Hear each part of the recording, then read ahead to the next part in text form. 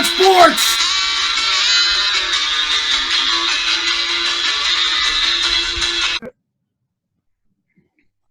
All right. It's cold. It's cold here. It's getting Here cold. too. Here too. I'm going to have to break out the sweatshirts. Well, I got 2 bins of them downstairs. So do I. Oh, man. Maybe in the meantime, Dave, you could pull your Afghan out of your purse and pull it.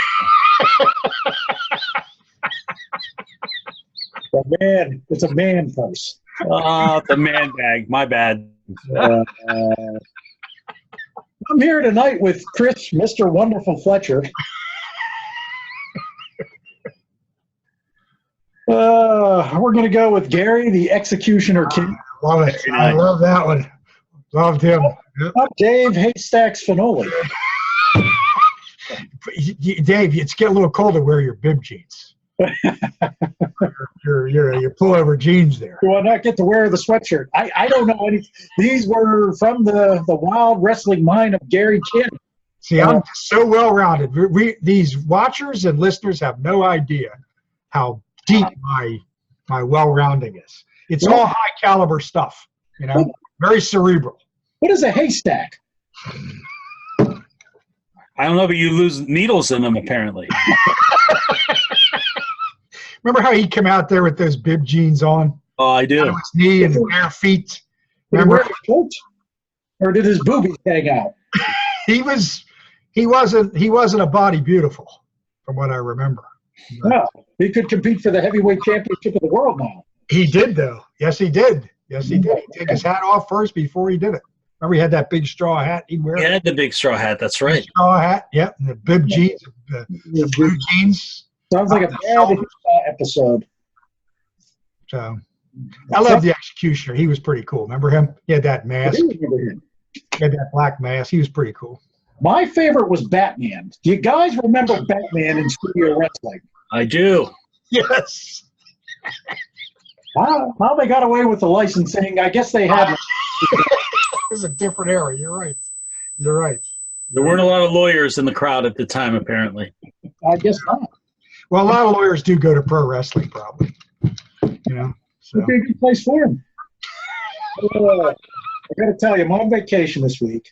It has me pulling the rug. She wants to go hard floor in the living room and dining room. Which is no problem. Getting the rug up is fine. But what demented assholes put these strips, these tack strips, into your floor, okay? And they decide to nail this little thin stick. Put 2 nails like in each thing back to back, and then like 12 across a 6-inch strip. What was the purpose other than make my life a miserable hell? Yeah. No, I heard swearing. I didn't know where it was coming from. I guess it was coming from Monroeville, huh? Yeah. All this can be. You know, I fully expected. My daughter works overnight, and I'm like screaming MF left and right. And I fully expected her to come down and tell me she was going to tell Viv what I was saying. So it was. Give you credit for doing it yourself. I'm too scared or too lazy or both or who knows, but give you credit for doing it yourself. So. Yeah. I feared originally the cats would get their foot stuck in it. There goes a comment from the animal brigade for us. So beyond our first I suffered. My knees don't work right now because of the stupid cats. I suffered to pull the stuff up so they didn't hurt. So I should be like a god to them. They'll ignore you. Huh? Yeah, most likely. Yeah. They're cats. They'll ignore you. Yeah. Exactly. But it's been a really, really weird sports journalism week-month-year. Yeah. I was called on Facebook, basically criticized for being an old man yelling about journalism, which, you know what, of the things that we should adapt and go modern with, the stuff they're claiming is journalism ain't one of them. So screw you, unnamed person who was claiming that. And I'll say screw out of respect to his reason. I'm not a bad guy, but Fletch, Yeah, you and I were talking today about this, and I'm as equally as curious as you, but I'm going to let you go to town on this one. Well, guys, look behind me. You'll see a lot of magazine covers hanging on the wall, and probably the one that's up here more than anything else is Sports Illustrated. And last week, that magazine all but died in an act of what I would characterize as just pure greed. A private equity firm bought the esteemed magazine and let go half of its employees, turning the invaluable legacy publication really into a shell of its former self. Guys, this is the place that was a hallmark for great sports journalism. You had writers like Frank Deford, George Plimpton, even our own Myron Cope got his start there. And, more recently, Rick Riley and Jim Murray. I mean, it was the go-to place for sports journalism. And the company, ABG, they bought Sports Illustrated from Meredith. And Meredith had only owned Sports Illustrated for like a year, and they quickly flipped publishing operations, and they gave it to a bunch of blood-sucking fucks, a hedge fund called the Maven. They paid $45 million for this. So Maven assumed control on Thursday, and the layoffs were the act of the first new owners. Nearly half of the staff, 40%. And they're going to be replacing them with low-paid freelancers, many of them just getting their start in the business. I mean, Dave, one of the things that they were giving you shit about because you were calling out the story that was done on the Steelers allegedly having only one cart and why wasn't it there. That's the kind of journalism we're going to see these days because the value is these things are being stripped. And the thing that really pissed me off most about that is the way that they treated these laid off employees. They gave them no respect whatsoever. They were hung out to dry with little word at all about severance. That so many of these well-respected essay reporters, lost their jobs over the course of an afternoon is bad enough. But guys, that hedge fund, they were a bunch of assholes about it. It was nothing short of being really contemptible. They called two separate transition meetings, is what they called them, at noon and at 12:30, that they were going to, talk to the staff about what was happening. They canceled them both 10 minutes before they were supposed to start. Good. That's good. Ridiculous. Leaving them hanging. So, it's just unbelievable. Even the News Guild of New York, they're the ones that represent a lot of these guys. And they had a beautiful statement here. Today we were anticipating a mass layoff at Sports Illustrated. Instead, minutes before the scheduled transition meetings were set to begin, the management canceled and hosted an impromptu all-hands gathering where the staffers were given no information about their futures. It's clear that the Maven views this brand as merely a financial transaction. Meredith employees really deserve better. And I think that sums it up really well. But here's the other thing that really just continues to make this thing so shitty. Turns out that the Maven folks had a company party that night, and they had to get ready for it. So they had to make sure that these meetings ran very quickly. Of course. So a guy from the Wall Street Journal finally tracks down the head of Authentic Brands, the leadership, and they got a hold of their chief executive, a guy named Jamie Salter, who said the situation at the magazine was, in his words, awesome. Awesome. Awesome. No. What an out-of-touch asshole this guy is. I don't know why you're complaining, because we've just found out that the magazine is awesome. Right. So for me, this is just another case of a hedge fund buying an asset, selling off the parts, and destroying it. It's what happened to another venerable brand. That's what happened to Sears. Sears was rebounding, but they gutted the goddamn thing. Yeah. What fucking value did these hedge funds bring? None that I can see. And guys, SI has done such great journalism over the years. It broke stories about CTE in football. In fact, most recently, it was the one that broke the Antonio Brown story and brought it to the forefront. Now we're going to be – this was serious sports journalism. Now we're going to be seeing guys being paid $35, $45 an hour for a story, maybe even $50 a story. Yeah. And as a sports fan, we're really losing a lot, and I'm really pissed about this one. I agree with you. Yeah, I'm with you fully they had turned that magazine around. Their website was actually starting to make some money. Just the way they were able to approach stories. I mean, they would give guys 10 weeks to do a story, and it showed when you read it. Yep. This was great writing. Frank DeFord was probably my favorite sports author of all time. He and Shaq were my two influences. I love DeFord. Yeah, I mean, and not just even the writing, the photography. Like when absolutely, back in the 70s, the color photography and the shots that Walter Ayus and all their photographers. Yep. It just brought you there. Now again, Dave, I don't know what you got accused of. My attitude was some of that. And, when I go down this road myself soon, when I'm retired, if you want me to report on what some clown is eating or who he's dating, then go somewhere else. Don't watch us. Don't listen to us. Goodbye. Get out of my Facebook page even is what I'm going to do. What are you going to say? What are they full of? You're full of shit, as Fletcher said earlier, but you're mostly full of baloney. Okay, because I don't think fans will agree with you. Or you want to talk about Kardashian's ass, then get the hell out of my face. And that's what Sports Illustrated did well. I didn't know this happened because I got a new job. I mean, Chris, I couldn't agree with you more. I've seen this, particularly in the industry I'm in. Place has a franchise. Somebody comes in, this is a perfect mesh. We're going to love each other. As soon as they get in, they buy it. The first thing they do is they cut all the expenses and they tell some of us, well, you're paid too much, get out. I've dealt with this myself. I agree. This hedge fund nonsense, some of these clowns, highly educated, Harvard and Princeton, New York, they have no idea what the F they're even buying. You buy an iconic brand like this, you think you would have bought it to say, you know what, we've got to change the way things are done.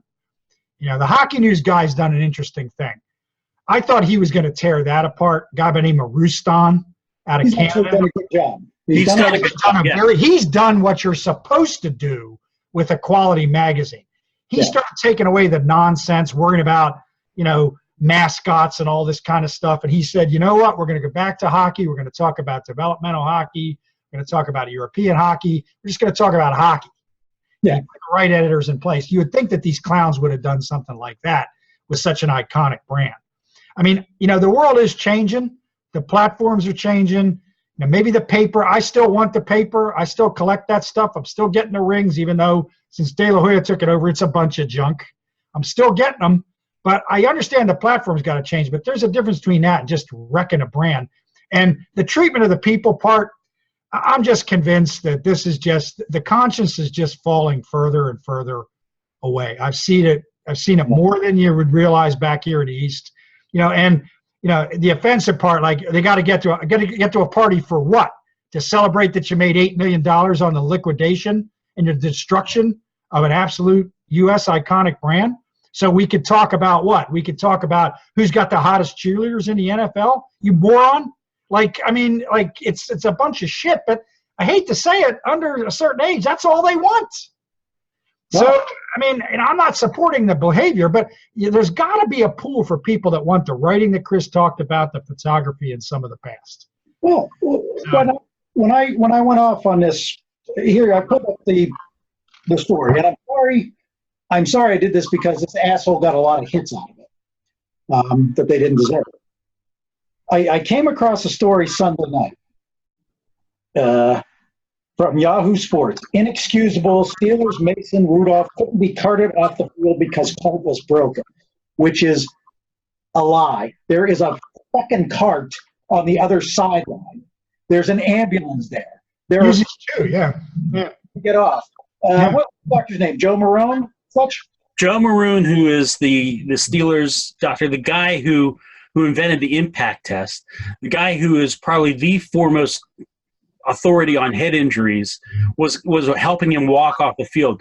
I know Dr. Maroon, he's on our medical advisory team for my company. He would not put Mason Rudolph in a situation that was not kosher like that. So that was just such a horseshit article, and Dave, you should have called him out on it. Well, we just got to make a drama about something that's not necessarily a drama. If you're not inside of it, just shut up sometimes. Seriously, I agree with you guys completely. How do you know? How do you know what Mason Rudolph said down there? Well, and here's what this asshole, I think it's a she, Shalise Manza Young, who we found out through this was a Patriot writer too. Are we serious? The Steelers as an organization are worth over $2 billion and couldn't figure out how to get a medical cart working during a serious situation. In the first place, Art Rooney Jr. knows nothing, or the third, excuse me, knows nothing about carts, nor should he. He's paid for a great medical staff. They have 2 carts down there. They have an ambulance. Why the hell would somebody accuse them of being so cheap that apparently they can't get a medical cart? It broke. It got out there okay. So how the hell were they supposed to know it broke? This was a piece of shit writing. But what I found out from the responses, because my responses, I called them out, was hack journalism at its best. Steelers had another cart if needed. Wasn't needed. Point being, I believe the guys on the field knew what they were doing when they walked them off because they had the carts down there. Now, that being said, the responses were basically saying, falling behind this woman's writing. How the Steelers, one person actually said the Steelers should be ashamed. My question to them was, do you think Art Rooney and Mike Tomlin made the decision to have him walk off? Why would the Steelers be ashamed? They put a medical staff that is incredible on the field. They had nothing to do with it in the first place. Second place, I'm not a doctor, nor were you. Nor the situation was. My point, this person was an asshole looking for hits. That's all this article was about. She quotes for her proof Gary Dulac's Twitter feed, which said, I heard from a guy on the field who heard. So it's like, two people doing rumors at a soccer booster meeting. Jerry knows better than that. That's yeah, I'm a little surprised at that, actually. I'm a little surprised at that. He's a veteran, yeah. Yeah, you knew who was down on the field, and they're making a story because they're all doing it now. A lot of this is, and I'm not talking the three of us, but a lot of what's going on is our fault as people. Wanting to know nothing, wanting to just be pissed off. That's what people want. They want to be pissed off. So they're going to read anything to get pissed off without actually looking in the story. So I had this guy attack me, as we said earlier, which stunned me because he didn't seem like the type that would put up with such sloppy journalism. And, the quote back to me was, well, they should be ashamed. This wasn't a high school game. So I decided to go off on a tangent. You're right. It wasn't a high school game. And I put about 5 paragraphs of Dr. Maroon's qualifications to be on the turf at the time, which to me was a lot more research in 5 seconds than anybody did on any of these articles bitching about the stupid cart. One of our classmates, John Codis, I don't know if you remember him. Yeah. Had the perfect thing. He said, don't people walk out of a ring all the time in boxing? If people never watch boxing, once you check if they have spinal injuries and there's no spinal injury, I don't see what's going to happen if they walk off, if they want to walk off. So they made a decision on the field. We are not doctors. I don't know. Could have been a bad decision, might not have been, but I don't know. I'm not a doctor. I just know this is shit journalism, and this is basically what we have now. We're down to, from growing up with some of the great sports magazines of all time, The National, which, God, yep, till 2 a.m. to read it after a long day. Yep. The actual sporting news, Sport Magazine, just to name a few, plus all the local magazines we used to have.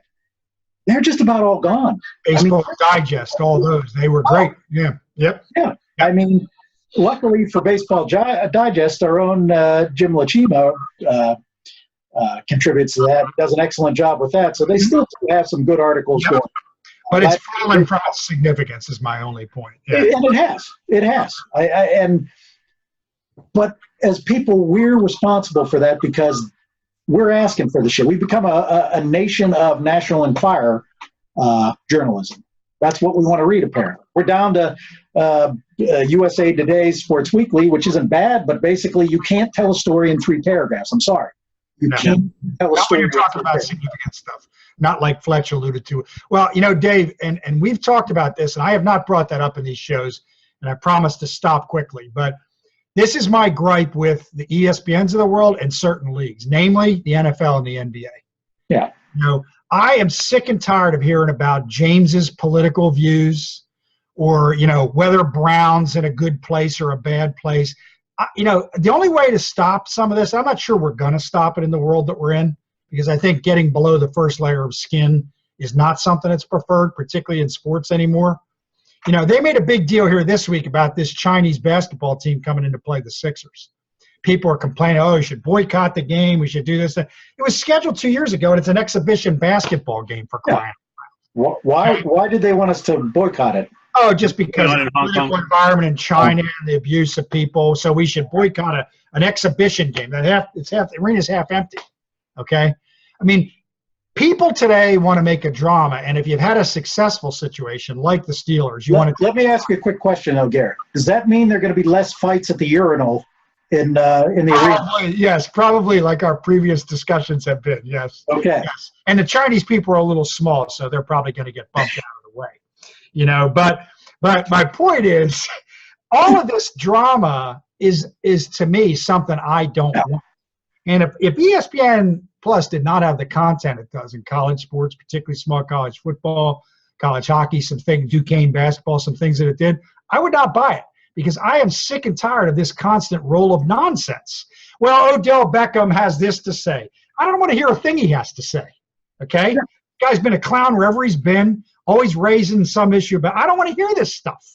But that's the world we're in, and the journalism that you're talking about. People want it, and as long as they continue to want it, I don't know if there's enough of us. So I hope somebody starts responding. Hope your friend responds to my Facebook page, because it might be a little bit different of a response than even you. I don't think they want weird things. I was looking at a personal review on Unlucky 21. Guy liked the concept, liked the book. You know what he didn't like about it? How many pages we devoted to each person, and went on for 5 paragraphs to list. He actually counted how many pages we devoted to each person. He thought we should have done this is what they're looking at. You mean the athletes we talked about and they wrote about, all of us? Yeah. Instead of reading the damn stories, he's counting the pages we devoted to each athlete and thought that was horrible. I mean, there's a guy on the MMA, there's an MMA site out there, which I'm not going to name because of my own interest, but it's a good one. The guy who gets the most hits, he writes about all the nonsense. McGregor says this. Guy hasn't fought in 3 years. He doesn't want to anymore. I mean, let's move on, okay? Yeah. All the nonsense is the guy that gets the most hits. The couple guys who write about the fights and the business and stuff like that, they're getting good attention too, because it's a good site. It's actually related to USA Today. The guy who writes about all the garbage gets most of the attention. Can you believe that? Yeah, well, I can believe that. Here's the other problem that we have, guys. Nobody wants to pay for content anymore. No. And that's the problem. Because good journalism costs money to do. Mm-hmm. I mean, we're looking here in Pittsburgh that pretty soon we're going to be a city without any daily newspapers, print newspapers. Yep. Think about that. That just blows my mind. I'm going to throw something out at you about this. Are you ready? This came from this is a prediction. It's not, there's nothing behind it, but it made sense. I was with somebody at a meeting today, and they said, you know what? You watch in the next couple months, Bob Nutting is going to buy the Pittsburgh Post-Gazette. Yeah. Because that's what he does. He waits till the newspaper is about to go belly up, and then he buys it. Yeah. And he'll probably, I assume, do what Sports Illustrated did. Yeah. But meanwhile, the Post-Gazette people have not had raises in 5-6 years. You know, they won't even bargain with them in good faith. It's horrendous. And you know, it starts at the top. When all of a sudden journalists are the targets of derision. Yeah. You know. Yeah, one who's writing. To me. Yeah, unbelievable. Yeah. That we are the enemy of the people. You know, it's it's crazy. I mean, there are times when I miss being in that field, but guys, with the way things are now, I don't know that I would like it there. I agree with you. I agree. Yeah, I agree. I miss you in that field too, Fletch, because not to say anything against those that came after you, but to me, when Pittsburgh Magazine was under your direction, it was a magazine I wanted to read every month. It's the only time I had a subscription. I appreciate that. No, it was serious. It took things seriously, and I didn't have to read about somebody's fucking flower paint plant outside their house every episode. You know, it's nobody wants the in-depth. Journalism is expensive to put good journalism out there, but people don't want it. They don't want to take the time to learn about why something happened. I mean, even in the case where you are trying to talk about somebody's human nature, like, I mean, you know, I think about that DeFord article on Billy Kahn that you gave me, Dave, when I first reconnected. It was brilliant. Sensational that was. You know, that were sides of Kahn that nobody knew. Yeah. You know, today, even the people who want this nonsense that went on with Sports Illustrated, or want to hire those kind of people, or want that kind of journalism, so to speak, they don't even want, like, it's like they lose attention on, you know, talk about James after a couple minutes. Yeah. Like, it's kind of like, what? Like, I mean, you know, like, you know, even on somebody you're completely fascinated by when they're eating, when they're getting up, whether they're wearing a Apple Watch or not, and then you don't want to hear, like, beyond it. It's like everything's got to be that 30-second blurb. Well, I mean, that's same in business too, which is probably why some of these idiots are so out of touch, like what happened at Sports Illustrated. Well, and when it comes to sports, and again, maybe I believe what you guys do, maybe not. I don't want to hear the soft, gushy stories in the pregame shows anymore. I don't want to hear too many people take time in the middle of a baseball game to tell me about somebody's grandfather who did this and this. I'm not heartless. I feel bad for them if they have a situation, but I don't want to hear about it. I want to hear analysis. I want to hear why is he hitting 250, what he can do to improve. I want to hear what's going to make this game be shaped into what I'm about to watch. I want analysis. That's what I want in sports. And I know it's difficult to do in today's culture because it's a 24/7 business. It wasn't a 24/7 business when we were growing up. Right. It really had to fill space.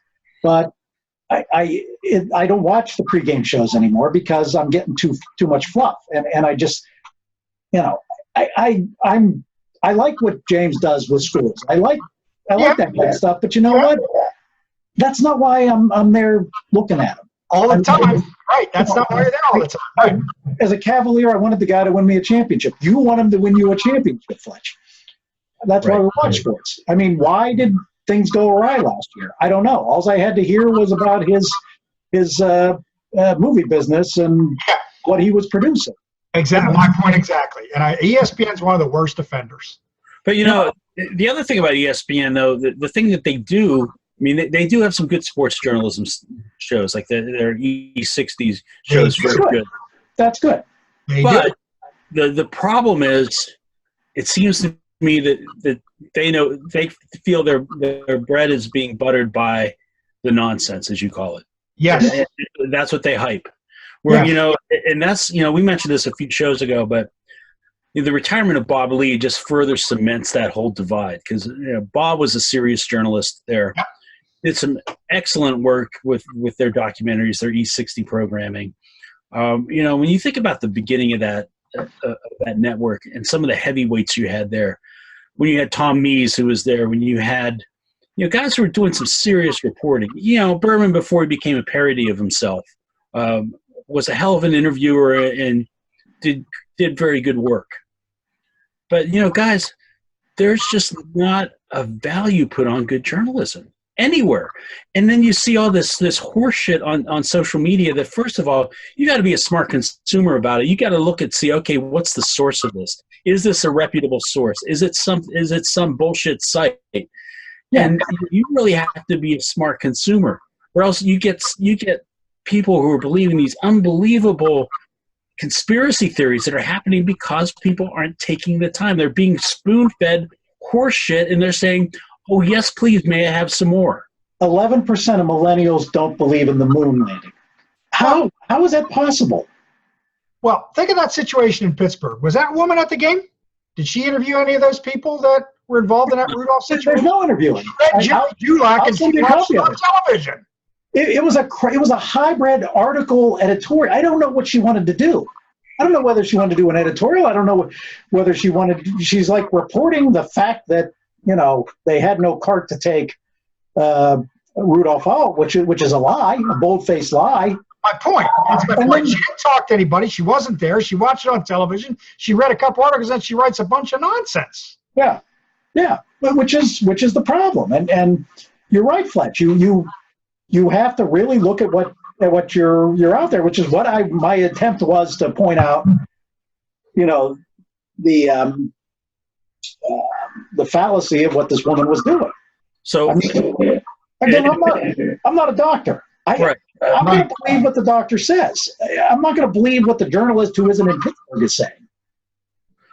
One of the things that we did at Pittsburgh Magazine, we were very serious about it, is we did fact checking. Yeah. Every single article, we went through every single line of it. We had people who were calling the people who were being interviewed, going over their interview with them just to make sure. Yeah. Everything was fact checked. There's no fact checking in this shit. No. On our books, we're fact checking, and it's ancient history we're fact checking. You're right, Chris. Oh. Right on again. Christ. I don't know if you guys get a chance. I posted it on my page. I'm going to put it on our Bitter Men page too. Rick Riley wrote this great little snippet today, just talking about Sports Illustrated closing up, and it was really, really well done. Just contrasting the whole clickbait versus what they did. One of the things he talked about is that he actually got in trouble from his boss for not spending all of his expense account for an entire year. Yeah. They would take athletes out to dinner. They would do all this stuff to get the access, the guys that we didn't have without them. Great. Well, all I know is in the day at Catholic school, I would have gotten a ruler to the hand if I clickbaited. That's all I'm saying. Well, plus you might have gone blind, Dave, frankly. I could. I got hair on my knuckles. I'll tell you that. FCC again. All right. But that's all right. Gary, tell us what your prediction is. I mean, I give Chris credit for going out to LA. I always want to live in California. I'm still a Dodger fan, but not as much lately. They're just not likable to me. No, they're not. They're not likable. They're not. I'm sorry. And I think I just have a feeling they're going to get dumped. I really do. I just think they're going to be one of those stories that's going to go down as like always close but not winning it. I mean, they do have some talent. Here's the thing, Barry. If it's close, they're going to start to feel that pressure. I think them and Houston are both going to be feeling an apple, Chris. I really do, because I don't think anybody, even a lot of baseball people, hardcore, thought that Washington and Tampa would have these teams on the ropes. Now, baseball is a little different than the other sports, but I agree. I just don't think – and, Kershaw he's still not a great postseason pitcher. Let's face it. Well, and the sphincter is getting a little tight on the Houston Astros right now. I think so. Man. I think so. So I kind of predict that I could be dead wrong here. So people might really be frustrated with me in the past that I knew from this. But I think Washington's going to dump them. Tampa and Houston, I don't know.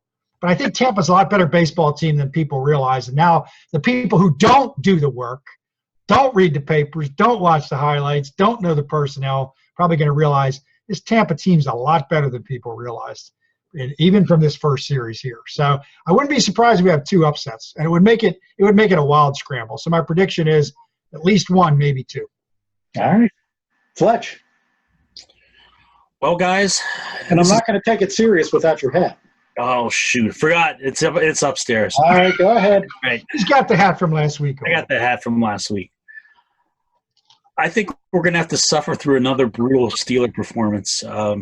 I think 1-5 is looking like a very distinct possibility, even though I don't know that LA's played all that well, but I don't like the matchup.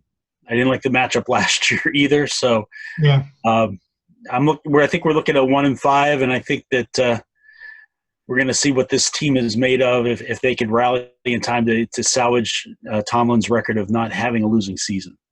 I presume Rudolph is out. I presume. We don't know yet. Hasn't been announced? Okay. Yeah, we're under the assumption that he probably is out at this point. Probably is out, yeah. Yeah. Um, Future. You don't want to risk the future on a team that really now all of a sudden lots of questions. So Yeah, the problem is, guys, that's a winnable division if they would have won that game. definitely. yeah. Cleveland laid a big-ass egg yesterday. Baker Mayfield is not the quarterback that they think. Love the flag in the ground, and I no, love he's that. not. He's not. Talking about the journalism versus real fact, and I'll leave it nameless. When he was here, his NBA reporting was very sketchy, always rabble-rousing. Now, along with his partner, they're the biggest rabble-rousers on television and in the TV media. Okay. I The know. one thing he said, I think that I've agreed with, probably in weeks, was the fact I think Mayfield got a lot of attention, and so did that whole team. They played a fifth-place schedule. Yeah. I think I said this before the season started. It's not because I have any bias against. I just don't think they're that good. No. I don't think they are myself. What's But going on in the CFL, Dave? okay, put up all your fingers, Fletch. Gary, put up two. Put up two, Gary. Two. 10-2. 10-2. An embarrassment last week. Got to get you on, man. Sportsnet. All right. This week on Friday, we have a battle for the top of the Western Division. Okay? You want to talk about tight sphincters. Okay? I see Polite. wants to. Polite. Very polite. Calgary and Saskatchewan, or Calgary and Winnipeg? No, Saskatchewan at Calgary. Calgary, okay. Okay. You know, another Rough Rider. Is there no originality in the CFL? Why does Saskatchewan have to take Ottawa's nickname? Is there a fight? I remember when the Penguins and the Bruins fought for black and gold in the day in 1982. That's true. You know, these guys are just, saying, okay, we're going to take the same nickname. And Calgary, who has the fancy horse, as we decided, Cool helmet. it's a cool helmet. It is a And cool Doug Flutie played for him, and he was under 6 feet.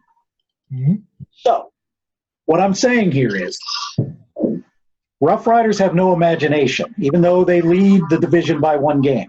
Okay? They have a complete lack of imagination. I'm going to look this up for next week. I claim they stole the nickname. I'm not going to look up the facts. We're not going to have a fact checker. Stole the nickname. Point blank. Copycats. Copycats. Dave. Big controversy got to create, too. Good. I created it. Perfect, yeah. I'm not a fan of, as I've said many times, of the fancy boy horse. But in this situation, he's an original fancy boy horse.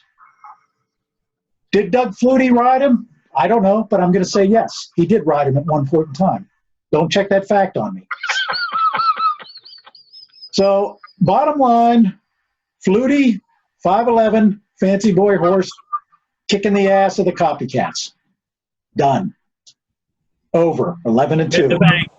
Bank it. Friday night. Oh, ESPN Plus. You're going to start getting a big following in Calgary because you pick on them. You pick them a lot. So a lot of people in Calgary are going to get behind you. I'm taking it, man. Now, before we end here, I will say real quick, we complained about journalism, but there are a lot of great journalists still out there. And kudos to you guys for doing your homework and making journalism much happier. And keep fighting against the tide. Definitely. Yep. All right, fight against Alabama.